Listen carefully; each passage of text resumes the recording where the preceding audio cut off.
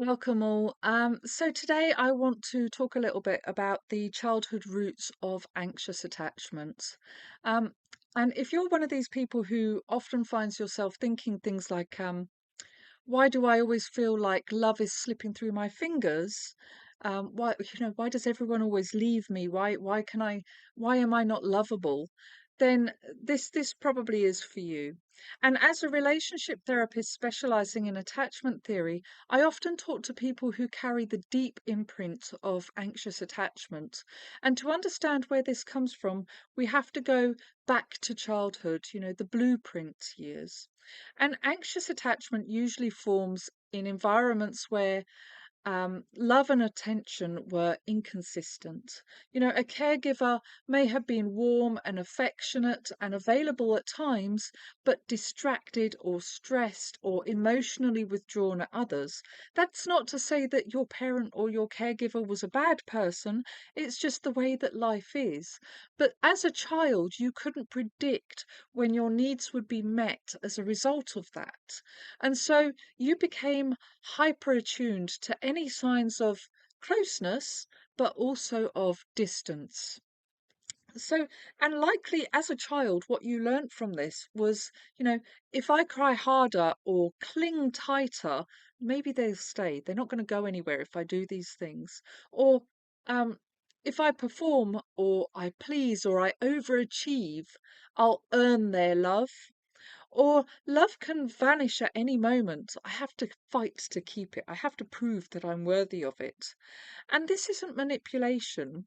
This is not manipulation. It's survival. So, as a child, the child's nervous system wires itself for vigilance, scanning constantly for signs of rejection or abandonment in particular.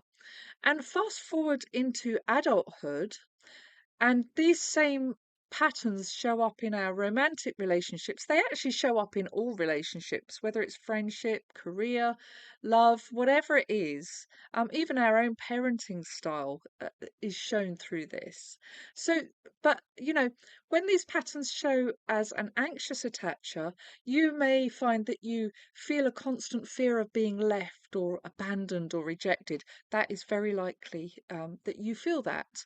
Or you may overanalyze texts. It's likely that you're an overthinker, to be honest, because you're looking for the danger. So you'll probably overanalyze text messages or the tone of texts or timing of responses as well. They've taken this long to respond. That must mean. And you will likely also seek reassurance often, and that's a big one. But even if you are with somebody who can give you all the reassurance in the world, you may struggle to fully believe it. You will struggle to believe that you are worthy of that reassurance, that they're telling you the truth. They're still going to leave. That's often how you feel. It doesn't matter what they say, they're going to leave me at some point. And it's likely that you swing between deep affection and protest behaviors, such as being overly clingy or over calling or over texting. That's a big one for us anxious attachers. Or even pulling away to, test your partner's love. If I back off, if I disappear, they're going to chase me. Do they want me enough that they're going to chase me? So behind every anxious behavior is the wound of unpredictability, and that's that's really what it comes down to. The belief that love is fragile and conditional and so easily lost, and that you are not worthy of it, even if it isn't any of those things. And here is the truth that I want you to hold on to right now. You weren't too much as a child. You weren't needy. You're not now either. You've got issues, and these are totally fixable. You adapted perfectly to an environment where love was uncertain. Your attachment system was doing its job. It was fighting to maintain closeness with the people you relied on most. Like, if you think about it, without these people, you literally would have died. You relied on them to live. to survive. It's survival instinct at its best, basically. That's how amazing you were. You kept yourself alive. You know, the challenge now, and also the opportunity, is to update that blueprint, to learn that in healthy adult relationships, love can be safe, it can be consistent, and it can be chosen freely. So, like, something that you should really reflect on as a result of this video. Sorry, my throat is going. I've got a really nasty chest infection, so I'm surprised I've been able to talk for so long. So, yeah, so what I really want you to reflect on as a result of this video, if you identify with anxious attachment, can you remember a time in childhood when you felt you had to work for love or attention? And what did you learn about yourself in those moments? For me, I can definitely remember times in childhood when I felt like I had to work for love and affection and attention. You know, I was the first child, I was the oldest daughter, and there was no secret made of the fact that a son was wanted first. Not so much by my mother, but definitely by my father. And I learned very early on that being good, being helpful, or keeping the peace seemed to earn me affection or safety, while showing too many feelings sometimes pushed people away. And also, the more I could prove that I was just as good as a boy, I was just as sporty, I was just as determined, I was just as strong.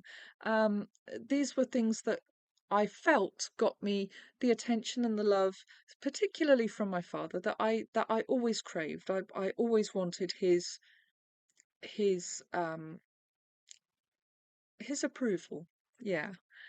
So what I absorbed with this belief is that, I have to perform, I have to please or give something in order to be loved, in order to be worthy of even being thought of as being lovable.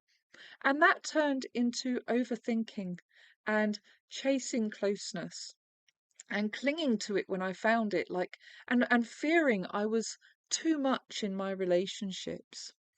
But as I've worked on myself and moved towards secure attachment, I've realized that my worth was never supposed to be conditional.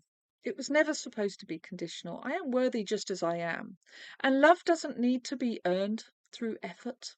It doesn't need to be earned through effort. I give love so freely to everyone and anyone around me because I never want anybody to feel like they aren't lovable, that they aren't worthy. I don't want people to feel how for most of my life I felt.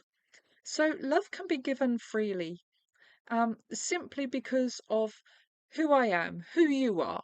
And that's the truth that you need to hold on to. That's the truth that I'm holding on to now as well. So I'm going to leave it here because I can feel my throat is about to give up on me, and I really want you to reflect on that reflection question, and I'll pop it in the caption as well so that you can see it rather than just having to try and remember what it was I said. And I would love to hear your comments. So yeah, I will be back tomorrow. Probably, I think tomorrow I'll talk about the childhood where we developed avoidant tendencies, I think is what I'll talk about tomorrow. Anyway, take care all. See you tomorrow. Bye.